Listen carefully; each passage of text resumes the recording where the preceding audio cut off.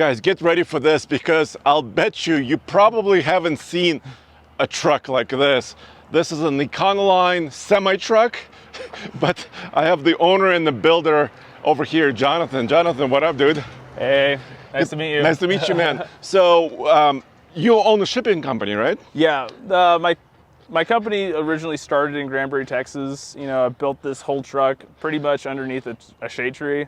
So, you know, it was pretty much, you know, after I graduated high school, started building this beast of a truck. You know, we started out with just one axle, found out that the weight of the vehicle was so heavy that we needed another axle and it would help out with doing heavy bobcats, tractors, you name it. So we started out with just the twin I-beam suspension front end. Okay.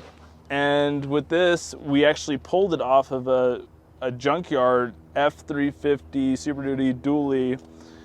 And we had to do a lot of work to actually make it work. So if you actually focus right in here, this section, to make this Dana 60 work, you actually have to cut the frame off the F350, splice it into the Econoline frame, then re-weld it, fish plate it, and make sure that the bolts, because to make this work, if you ever want to do this yourself, you'd have to actually cut the frame off yourself, so that way it actually has the alignment holes so you can bolt up the leaf spring bracket. Is that because like the leaf spring is just long? Yeah, so it's basically basically to get the axle centered with the whole cab, you actually have to stretch the front end out to align the axle. So, and the biggest thing that I love about this truck is that you have air ride suspension in the front, and a lot of vehicles you don't have that, or the air ride suspension's super expensive. So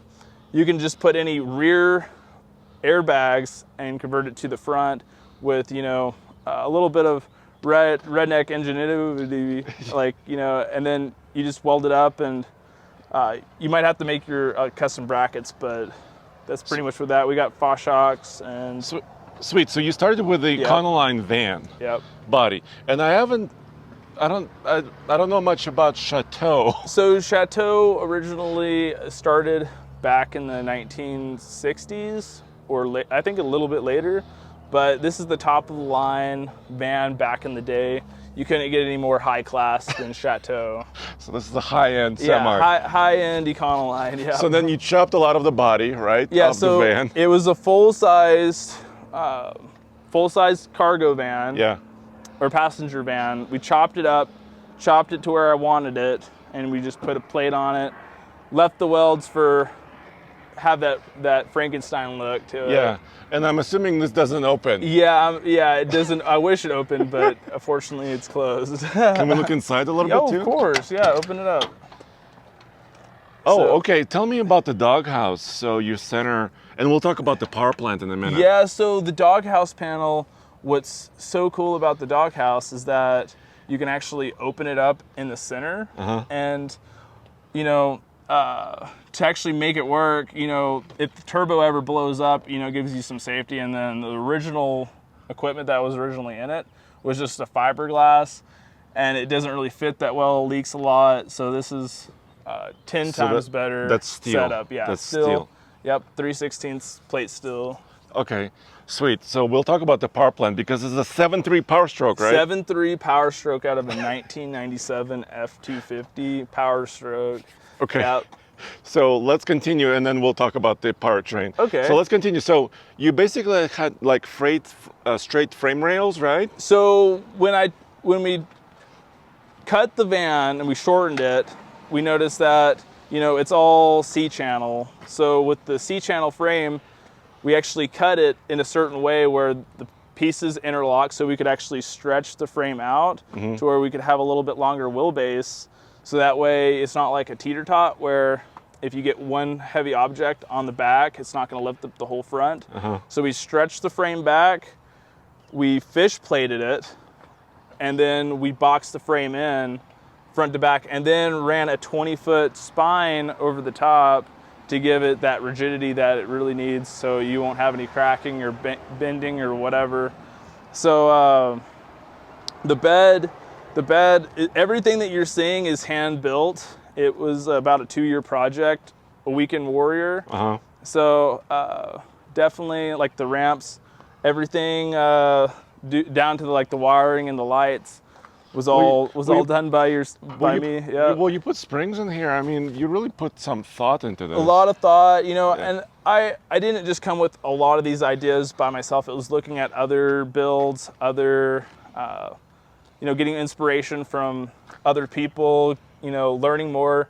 Like, it would have been a lot shorter of a project if I actually knew exactly what I wanted to build from day one. If I knew I needed a better front end instead of the twin I-beams. If I knew that I needed tandem axles, if I needed ramps on the back, like the integrated underbed 12K winch, there's a lot of stuff because originally I had the winch up top. So there's so many little things where you're building a project like this, you're like, well, this would be better to improve. This would be better to implement on this truck. So it kind of grew over time, right? It grew over time. It was, I originally thought a tandem, one axle in the back would be sufficient enough to get where I want to be with the weight rating. But, tandem axle is the way to go. You get stability, you get comfort, and more carrying capacity, right? More carrying capacity, a smoother ride. It doesn't eat up tires like you would on a single axle. All right. So tell me a little bit here, because I see some leaves. So and you said you have an air helper also as well? Yeah, so front to back air ride on every single axle. Okay. To get the frame, if you actually zoom in right here, okay, you can see where the frame was cut. And then you can see the spine on this whole frame that was reinforced. So it goes, for this whole piece right here, goes all the way to the very front of the cab, all the way to the very back. To get the axles to where you don't have such a axle spread, I actually had to put the leaf springs on the inside. If you actually want to look underneath there, you can kind of see how I did it. It was, and you could, if you actually look at the frame, it's actually all boxed in too, which gives it that strength that you can actually twist and stuff when you're going down any type of hills or if you're trying to crawl with this truck. So is it just the front tandem is driven, or?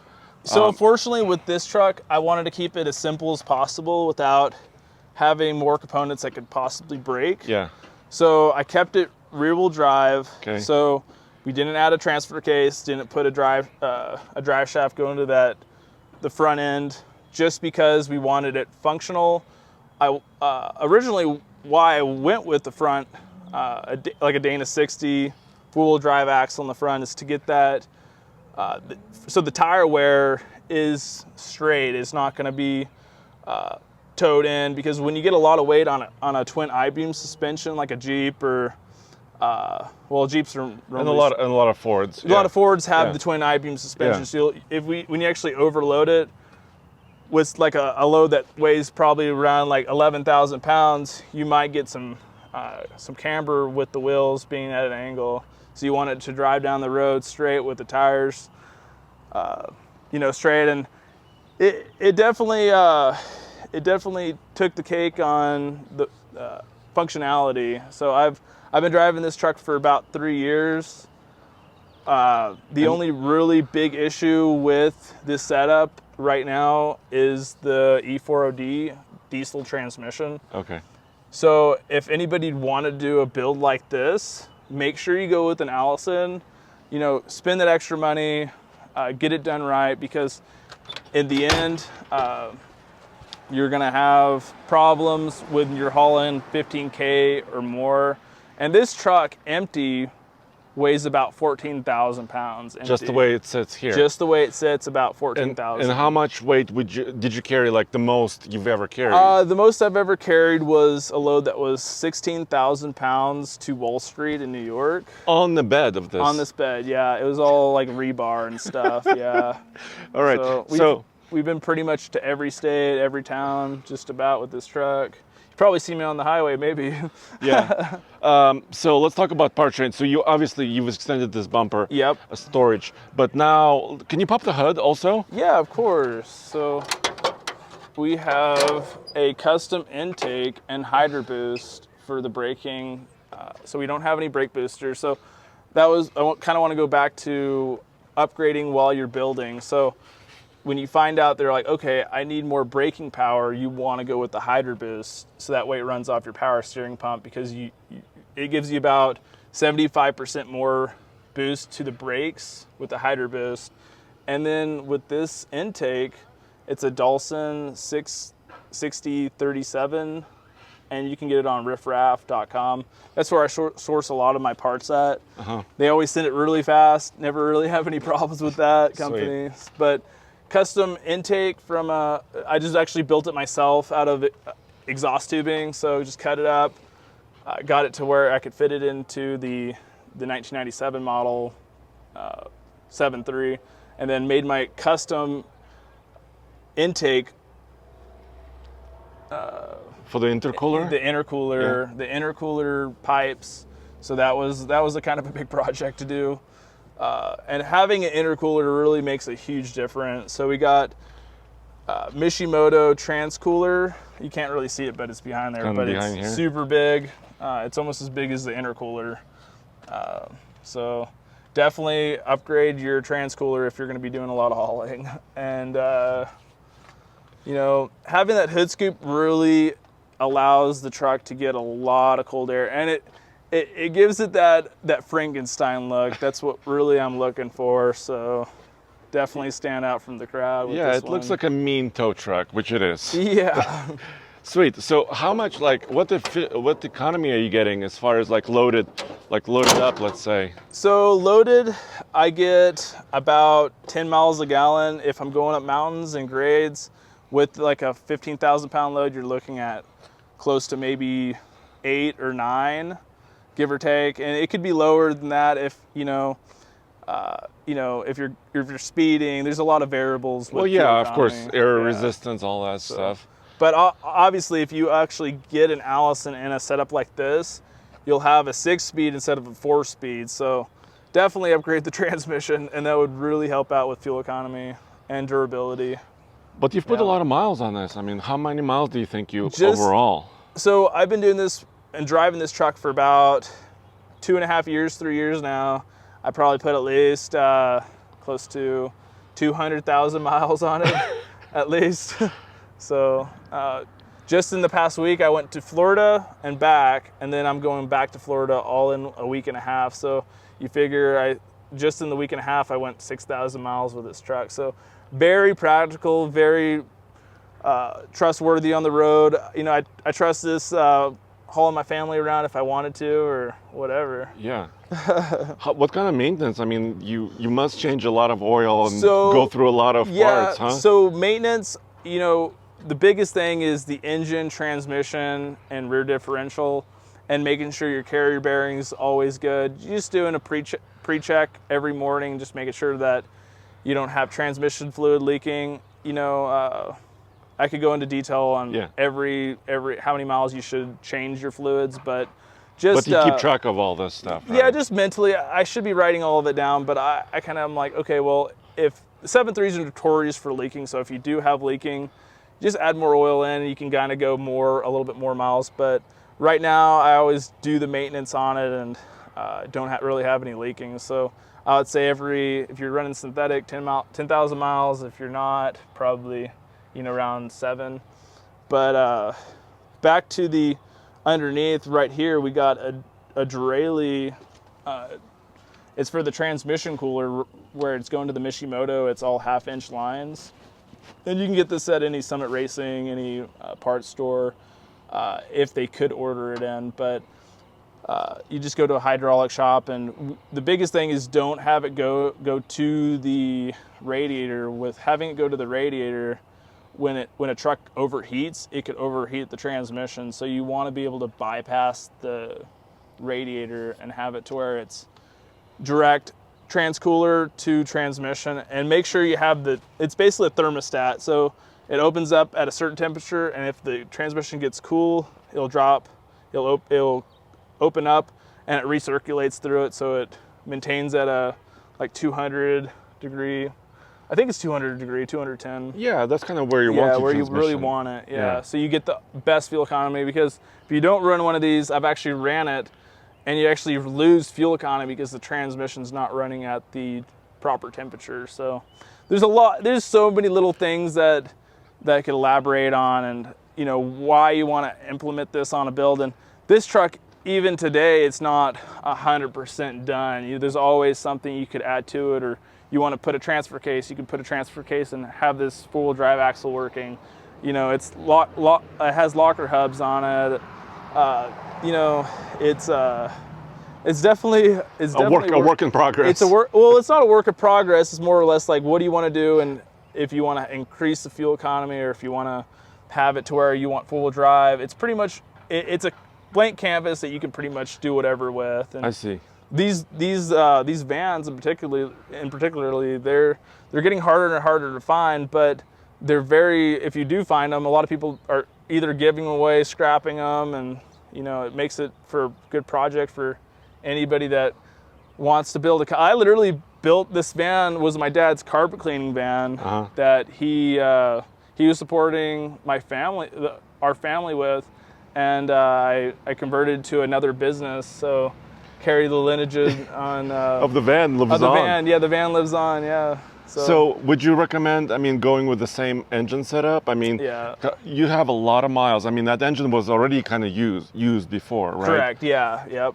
So everything's used, junkyard. It's basically like Junkyard Wars. You put it together and make it work. I gotcha. But you would recommend, you like the 7.3. So Cummins, the 12 valve, 24 valve, any diesel engine that's pre-def is always a good choice. I don't care if you're going with Duramax. It's all about the maintenance and what you actually put into the engine. I went with the 7.3 because you can pretty much pick up a 7.3 for dirt cheap. A 12 valve Cummins, you're going to be spending 3 times the price to actually get it to where you can actually drive it daily with the affordability. It just really depends on what you want to spend on your budget. Yeah, what your budget is. Like, I picked up the truck for I think $1,500, and that was a great donor truck, and I wanted to keep it as cheap as possible. But to build a truck by yourself, just like this setup, you're going to be spending close to, I spent at least $40,000 just on this truck, just with all the parts of the junkyards, building the metal, getting the metal, welding wire, the time. Well, I'm not including the time. Oh, the time is if I included time, it'd probably be at least $80,000. I couldn't sell it for any cheaper than that if I was including my time. But just getting what I put into it, probably at least $40,000 on the build. So pretty cheap, It like everything was junk. Like even the gas tanks. Just look at the gas tanks. It was a water tank that I put Redliner in from O'Reilly's, welded it up, and I've been driving it for 3 years just like this. No rust in the filter. And no leaks. So yeah, it's like this was sourced out of a Komatsu semi truck. You just welded it up. So. It's definitely a different truck. You're not going to find the same truck like this on the road. You might find vans with flatbeds on it, but nothing like a tandem axle tow truck. Awesome. Well, thanks for sharing it. Yeah. And before we finish up, can you fire it up? I want to hear it. Can I grab your mic? Yeah, sure. Here we go. Nice. Let's hear it. Let's fire it up.